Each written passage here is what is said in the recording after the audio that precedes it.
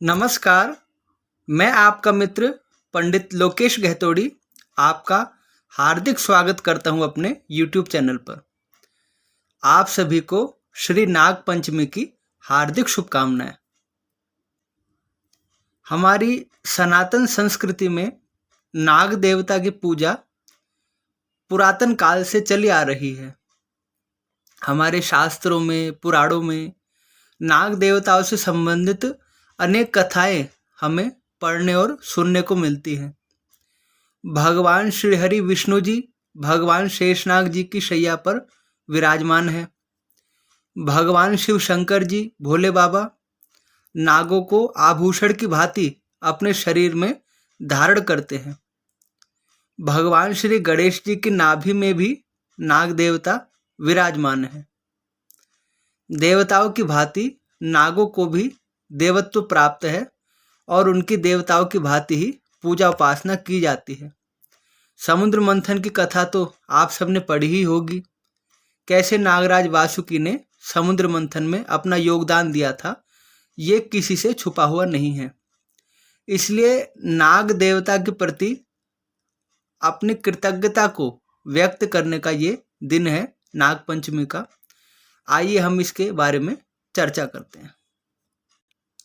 श्रावण मास के शुक्ल पक्ष की पंचमी तिथि को श्री नाग पंचमी का त्यौहार मनाया जाता है। यह त्यौहार नाग देवताओं को समर्पित है।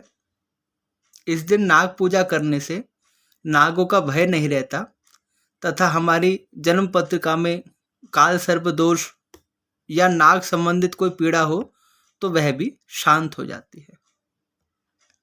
आइए नाग पंचमी की एक पौराणिक कथा का श्रवण करते हैं।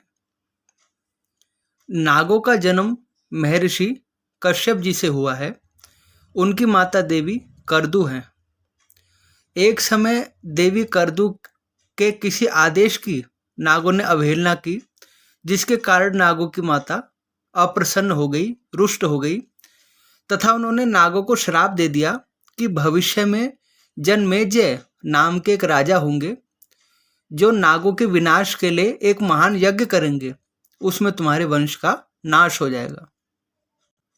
ऐसा कठिन और भयंकर श्राप सुनकर नाग भयभीत हो गए और इसका निवारण प्राप्त करने के लिए भगवान ब्रह्मा जी की शरण में गए। भगवान ब्रह्मा जी ने कहा कि जो भी नाग धर्म का पालन करेगा, सत्य के मार्ग पर चलेगा, भगवान की भक्ति करेगा और व्यर्थ में किसी को कष्ट नहीं देगा, उसे भय नहीं होगा। अब आपके भय की निवृत्ति कैसे होगी, इसका मैं उपाय बताता हूँ। नागों की बहन है भगवती मनसा देवी। मनसा देवी के पुत्र ही नागों की इस भय से रक्षा कर सकते हैं। इसलिए आप अपनी बहन का विवाह कराइए। उन दिनों अत्यंत तेजस्वी और तपस्वी महात्मा जरत्कारु मुनि थे, जिनके साथ नागों ने अपनी बहन देवी मनसा देवी का विवाह कराया। उनके आस्तिक नाम का एक पुत्र हुआ जो अत्यंत तेजस्वी तथा बाल्यकाल से ही परम विद्वान था। महाभारत युद्ध के पश्चात जब पांडव स्वर्ग को चले गए, तब वह परीक्षित को राजगद्दी पर बिठा गए। किसी समय परीक्षित से भूलवश एक महात्मा का अपमान हो गया, महात्मा शमीक मुनि का अपमान हो गया। तब उनके पुत्र ने क्रोध में भरकर यह श्राप दे दिया कि आज से 7वें दिन तक्षक नाग तुम्हें काटेगा। तब महाराज परीक्षित जी आमरण अनशन का व्रत लेकर गंगा जी के तट पर बैठ गए और उन्होंने भगवान सुखदेव जी के मुख से श्रीमद् भागवत पुराण सुना। इसलिए आज भी हम साप्ताहिक श्री भागवत पुराण की कथा सुनते हैं। जब श्राप का समय निकट आया तो महाराज परीक्षित जी ने अपने स्वरूप को भगवान के चरणों में समर्पित कर दिया और मुनि के श्राप के कारण तक्षक नाग ने राजा को डस लिया और महाराज अपने शरीर का त्याग करके भगवान के परम धाम को चले गए। महाराज के पुत्र का नाम था जन्मेजय। उसे बड़ा क्रोध आया कि तक्षक नाग ने मेरे पिता को मारा है, इसलिए मुझे नागों से इसका प्रतिशोध लेना चाहिए। तब महाराज जन्मेजय ने एक विशाल नाग यज्ञ का अनुष्ठान किया तथा मंत्रों की शक्ति के द्वारा नागों को विवशता पूर्वक उस यज्ञ में होम किया जाने लगा। आकाश से नागों की वर्षा होने लगी। मंत्र शक्ति से खींचे हुए संपूर्ण नाग प्रत्येक दिशा से अपने स्थानों से निकल कर उस यज्ञ मंडप की तरफ आते और प्रज्वलित अग्नि में भस्म हो जाते, होम हो जाते। अंत में महाराज जन्मेजय ने कहा कि असली अपराधी तो तक्षक नाग है, इसलिए हमें उन्हें भी भस्म कर देना चाहिए। किंतु उसी समय नागों के भेजे हुए महात्मा आस्तिक मुनि उस यज्ञ स्थल पर आए। ब्राह्मण देवता को आया देखकर, अतिथि को आया देखकर महाराज जन्मेजय ने उनका स्वागत सत्कार किया और उनसे कहा कि हे महात्मा, मैं आपकी क्या सेवा करूं, आपकी किस आज्ञा का पालन करूं। तब महामुनि आस्तिक जी ने कहा कि हे राजन, यदि आप मुझे प्रसन्न करना चाहते हैं और मेरी कुछ सेवा ही करना चाहते हैं तो अब आप नागों की हिंसा मत कीजिए, इस नाग यज्ञ की पूर्णाहुति कर दीजिए।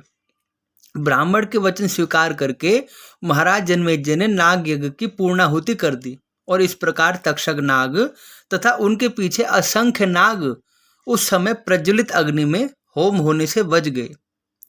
तब प्रसन्न हुए संपूर्ण नागों ने महात्मा आस्तिक जी को वचन दिया कि आज पंचमी तिथि है और आपने हमारे वंश की रक्षा की है, इसलिए हम आप पर बहुत प्रसन्न हैं। जो भी व्यक्ति पंचमी तिथि को हमारी पूजा करेगा, दूध चढ़ाकर हमें स्नान कराएगा, हमारी सेवा करेगा तथा हमारी शरण में आएगा, उसको कभी नागों से भय नहीं होगा, उसके परिवार को नागों से भय नहीं होगा, उसके वंशजों को नागों से भय नहीं होगा और हम सदा सर्वदा उसकी रक्षा करेंगे। उसे धन धान्य पुत्र सुख तथा सब प्रकार के साधन उपलब्ध कराएंगे। हमारी कृपा से वह व्यक्ति सदा निरंतर उन्नति करता रहेगा। इस प्रकार नागों ने महात्मा आस्तिक जी को वचन दिया। इसी कारण हम श्री नाग पंचमी का त्योहार मनाते हैं। वैसे तो प्रत्येक त्योहार की अनेकों कथाएं होती हैं, अनेकों उपाख्यान होते हैं, किंतु ये एक पौराणिक उपाख्यान है। पंचमी तिथि स्वभाव से ही नागों को प्रिय है। पंचमी तिथि को नागों का पूजन करना उचित है और सावन का महीना भगवान शिव जी को अत्यंत प्रिय है। यह पूरा महीना भगवान भोलेनाथ को समर्पित है और संपूर्ण नाग भगवान शिव के सेवक हैं। वो निरंतर भगवान शिव की उपासना करते हैं और उनके शरीर में आभूषण रूप से विराजमान रहते हैं। इसलिए श्रावण की शुक्ल पक्ष की पंचमी विशेष रूप से नाग पूजा के लिए उत्तम दिन है। इसलिए श्री नाग पंचमी जी का ऐसा महात्म्य है। इस दिन नागों की पूजा अवश्य करनी चाहिए। माता मनसा देवी जी की, उनके पति भगवान जरत्कारु जी की और उनके पुत्र आस्तिक जी की पूजा करनी चाहिए और नागों से प्रार्थना करनी चाहिए कि हे प्रभु, हमें तथा हमारे परिवार को आपसे कभी भय ना हो तथा हमें आपकी कृपा की प्राप्ति हो। आइए हम पुराणों में कही हुई विधि के अनुसार जानते हैं कि किस प्रकार नाग पूजा की जाती है। पुराणों में वर्णित है कि इस दिन नागों की प्रतिमा बनानी चाहिए। पहले लोग सोने की, चांदी की अथवा तांबे की बनाते थे, या मुख्य रूप से आप गौ माता के गोबर से भी नाग देवता की आकृति बना सकते हैं और उन्हें सुखपूर्वक द्वार पर स्थापित कीजिए, अन्यथा किसी चौकी पर स्थापित कीजिए और फिर रोली, चंदन, अबीर, दूध, दही आदि उन्हें समर्पित कीजिए। धूप, दीप, गंध, नैवेद्य उन्हें समर्पित कीजिए और नाग देवता का पूजन कीजिए और फिर नाग देवता की इन प्रतिमा का आपको विसर्जन करना होगा किसी पवित्र नदी में। इसके अतिरिक्त आप यह संकल्प अवश्य लीजिए कि किसी भी जीव जंतु को आप कभी कष्ट नहीं पहुंचाएंगे, किसी भी जीव की आप हिंसा नहीं करेंगे, आप प्रकृति को नुकसान नहीं पहुंचाएंगे, आप पर्यावरण को नुकसान नहीं पहुंचाएंगे और आप सबके प्रति एक शुभ भाव रखेंगे, क्योंकि मूल सिद्धांत हमारे त्योहारों का यही है कि हम कैसे प्रकृति से जुड़ें, कैसे अपने पर्यावरण को हम सुरक्षित रखें। मूल उद्देश्य हमारे हर व्रत का और हर त्योहार का यही होता है। यही हिंदू धर्म की सबसे बड़ी विशेषता है और यही हमारा सबसे बड़ा सनातन धर्म में छुपा हुआ रहस्य है।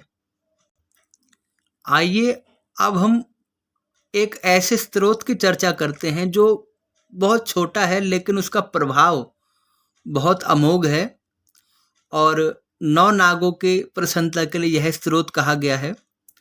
इसके नित्य पठन पाठन से हमें नाग भय से मुक्ति मिलती है, निवृत्ति मिलती है और यह बहुत अद्भुत स्रोत है। आप इस स्रोत को सुनिए। ओम श्री गणेशाय नमः। ओम अनंतं वासुकिं शेषं पद्मनाभं च कम्बलं शंखपालं धार्तराष्ट्रं तक्षकं कालियं तथा एतानि नवनामानि नागानां च महात्मनां सायंकाले पठे नित्यं प्रातः काले विशेषतः तस्मै विषभयं नास्ति सर्वत्र विजयी भवेत्। इस स्तोत्र में अनंत, वासुकी, शेष, पद्मनाभ, कंबल, शंखपाल, धृतराष्ट्र, तक्षक तथा कालिया, इन 9 नागों को प्रणाम किया गया है। 9 नागों की स्तुति की गई है तथा इस स्तोत्र का महात्म्य यह है कि जो सुबह और शाम को इस स्तोत्र का पाठ करेगा उसे कभी विष का भय नहीं होगा, नागों से पीड़ा नहीं होगी और वो सर्वत्र विजयी होगा, विजय को प्राप्त होगा। इस दिन माता मनसा देवी की पूजा भी अवश्य करनी चाहिए।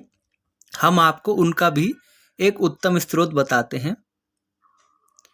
ओम श्री गणेशाय नमः। ओम नमो मनसाय। जरत्कारु जगत गौरी मनसा सिद्ध योगिनी वैष्णवी नाग भगनी शैवी नागेश्वरी तथा जरत्कारु प्रियास्तिक माता विषहरिति च महाज्ञानयुता चैव सा देवी विश्वपूजिता। द्वादशेतानि नामानि पूजाकाले च यः पठेत् तस्य नागभयं नास्ति तस्य वंशोद्भवस्य च। नागभीते च शयने नागग्रस्ते च मंदिरे नागभीते महादुर्गे नागवेष्टित विग्रहे इदं स्तोत्रं पठित्वा तु मुच्यते नात्र संशयः। नित्यं पठेत् यः तं दृष्ट्वा नागवर्गः पलायते। नागोधं भूषणं कृत्वा स भवेत् नागवाहनः नागासनो नागतल्पो महासिद्धो भवे नरः। इस स्तोत्र के द्वारा हमने जगत जननी माँ मनसा देवी की स्तुति की, जिनकी उपासना से नागों का भय नहीं रहता, नागों की पीड़ा नहीं रहती, विष का भय नहीं रहता तथा भगवती माँ मनसा देवी का आशीर्वाद हमें प्राप्त होता है। अत्यंत सुंदर स्तोत्र है। प्रतिदिन इसका पाठ करना बहुत लाभदायक है, बहुत शुभ है और माँ की जिस पर कृपा हो जाए तो उसका कल्याण और उसके भाग्य के बारे में तो क्या कहना, वह तो कृतकृत्य हो जाएगा। हमारी जन्म पत्रिका में काल सर्प योग होता है। 12 प्रकार के काल सर्प योग होते हैं। उनकी शांति के लिए, उस दोष की निवृत्ति के लिए यह दिन परम पवित्र है। वैसे तो आप वर्ष में कभी भी शुभ मुहूर्त तिथि के आधार पर काल सर्प दोष की शांति कर सकते हैं, लेकिन नाग पंचमी का दिन विशेष होता है काल सर्प दोष की शांति के लिए। जो हमने आपको नाग देवताओं का स्रोत बताया, माता मनसा देवी का स्रोत बताया, उस स्रोत का पाठ तो आपको अवश्य करना चाहिए और अवश्य इसका पठन पाठन करना चाहिए। किंतु यदि किसी की जन्म पत्रिका में काल सर्प दोष है तो उसको विधिवत शांति करानी आवश्यक है, क्योंकि काल सर्प दोष संतान की वृद्धि, भाग्योदय, व्यवसाय, धन के अर्जन में और वैवाहिक जीवन में अनेक प्रकार की परेशानियां उत्पन्न करता है। इसलिए यदि आप इन सब से मुक्ति पाना चाहते हैं तो विधि पूर्वक काल सर्प दोष की शांति अवश्य कराइए, क्योंकि विधि पूर्वक की हुई काल सर्प दोष की शांति आपके जीवन में आ रही तमाम मुश्किलों और बाधाओं को शांत करती है और आपके जीवन में जो भी आपकी इच्छाएं हैं वो पूर्ण करती है। जहाँ पे आपका कार्य रुका हुआ था वो कार्य पूरा करती है और आपके सारे कार्य बनते चले जाते हैं। तो इसके लिए नागपंचमी का दिन तो सर्वश्रेष्ठ है, किंतु इसके अतिरिक्त भी वर्ष में अनेकों ऐसे शुभ अवसर आते हैं, ऐसे शुभ मुहूर्त आते हैं जब आप काल सर्प दोष की शांति कर सकते हैं। इसी के साथ आपसे विदा लेते हैं।